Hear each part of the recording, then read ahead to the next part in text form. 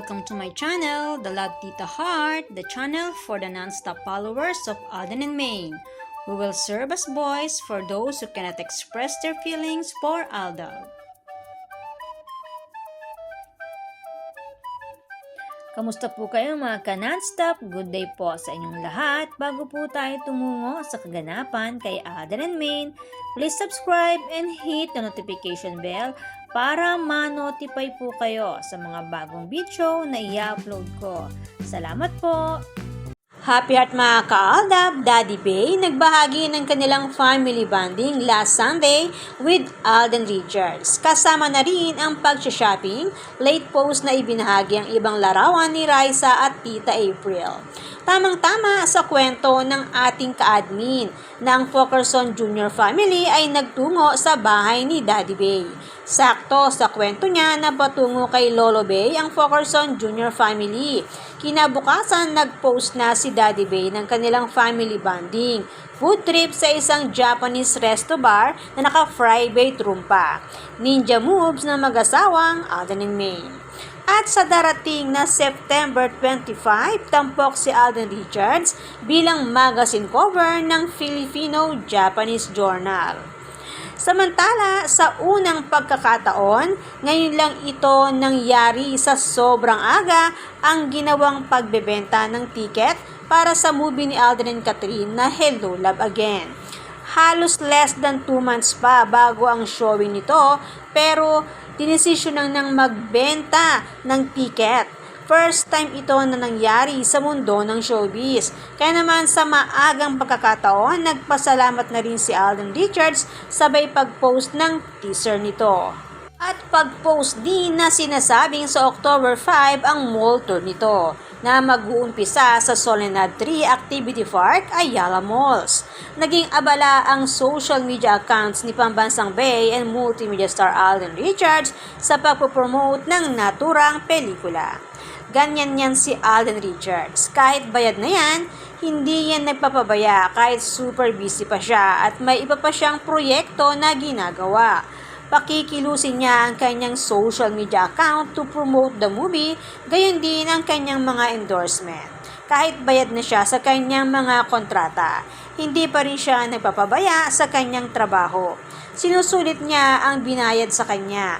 Kaya kung ano man ang pinag-usapan sa meeting, ika nga, kasama ang management, kailangan gawin para sa trabaho, katulad ng nasagap nating chika na nakita si Alden sa bakuran ng kabilang network.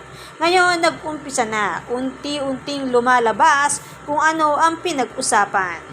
Maagang pre-selling ng tiket, kaya naman umarangkada agad ang social media account ni Alden to promote the movie at ipinost ang teaser.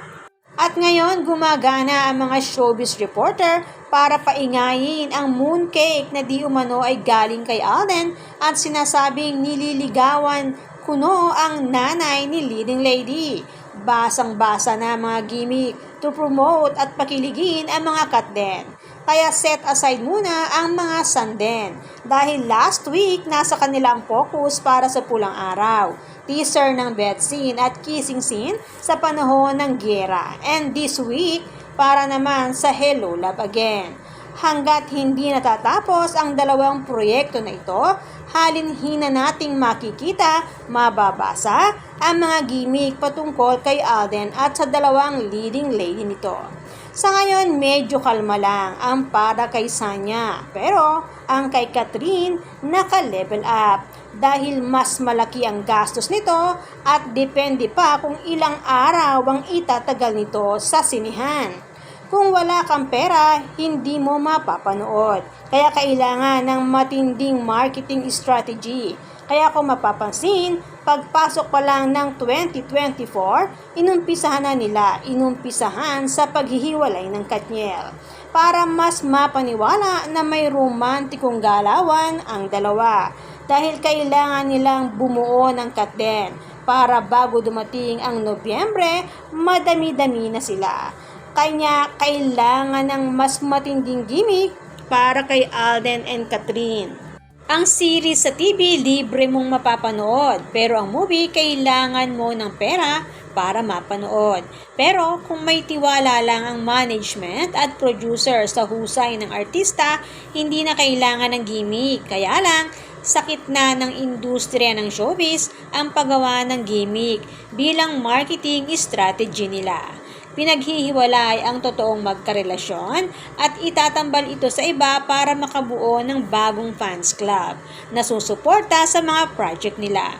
Dahil sa totoo lang, fans pa rin naman talaga ang numero unong kailangan para kumita ang mga taga-showbiz. Kaya kailangan talagang manatili or panatilihin sa mata ng madla na si Alden Richards ay isang single para mas madali siyang itambal sa iba at mas madaling gumawa or gawa ng gimmick. Kaya kung mapapansin habang papalapit na ang showing, palala naman ang gimmick nila. Halos nagsasabay pa ang Sarsuela 1 and Sarsuela 2. Para ano? Para mas kapani-paniwala ang pagiging single ni Alden Richards sa mata ng mga netizen. Pero pansin niyo po ba na ilang araw na ang missing in action si Tisoy? Gumagana lang ang social media account niya sa pagpopromote ng movie, teleserye at endorsement. At higit sa lahat, wala ang persona ni Alden sa gimmick ng mooncake at adobo. Inisnab niya ito.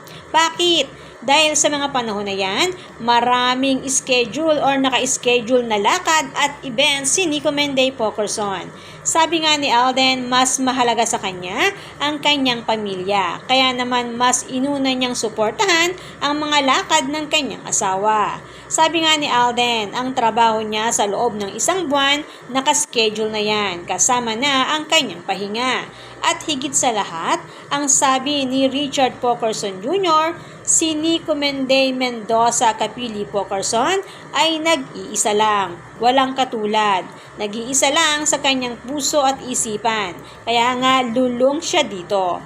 Kaya naman ating pagmasdan ang kagandahan na nag-iisang phenomenal queen, organic ang beauty, walang retoke. Mrs. Nico Menday Pokerson.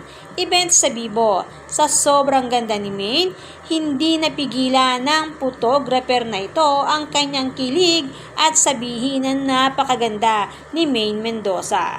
Paano hindi magiging seloso si Alden kapag ganito? Siya nga na sobrang gwapo, hindi na-resist ang beauty ni Maine. Ang ibang kalalakihan pa kaya? Kaya naman sa sobrang pag-aalala na maagaw si Nico Maine sa kanya, talagang ipinaglaban na mapakasalan si Mengay. Di niya alintana kung ano ang magiging consequence, maging asawa lang niya si Nico Maine. Tagumpay naman ang nag-iisang pambansang Bay and multimedia star Alden Richards na nalalapit na ang kanilang 8th-year wedding anniversary sa October 22, 2024. At sa October 24 naman ang 9th-year anniversary ng tamang panahon. Pero ang event po ay sa October 26, 2024. Sa mga interesado pong dumalo, magpa-register na po. Samantala, ipakita naman natin ang larawan ni Maine sa pag-attend sa church para sa kaibigan niyang pari, si Father Joshua. At ipakita rin natin ang ibang larawan ni Maine na kasabay ni Richard Jr. na mag-post. Ipinost ni Alden ang para sa pulang araw, sabay sa pag-post naman ni Maine na mga larawan niya sa Bibo. Ang napakaganda ang Mrs. Nico Menday Pokerson. Kung matatandaan, laging ganito tong dalawa na to. Halinhina sa pag-post, minsan sabay pa, katulad nito. Kaya naman, good vibes lang po tayo man non-stop. Salamat po sa lahat ng nag-comments at sa lahat po ng buong pusong nagmamahal at sumusuporta kay Alden and Maine. Salamat po sa lahat ng subscribers. Shout out po sa inyong lahat. Thanks and God bless everyone! Salamat po sa lahat ng nag-comment. Shout out po sa inyong lahat. Sorry po, hindi ko na po kayo iisa-isahin. Sobrang dami po ninyo. Patunay lamang po ito na talagang lumalakas lalo at sumisigla ang buong fandom sa ganitong pagkakataon. Salamat po sa inyong lahat. Aldab lang ang malakas. Hangad ko po ang magandang kalusugan para po sa inyong lahat. Salamat po Aldab Nation and true-blooded Aldab Nation. Thanks, stay safe, and God bless everyone!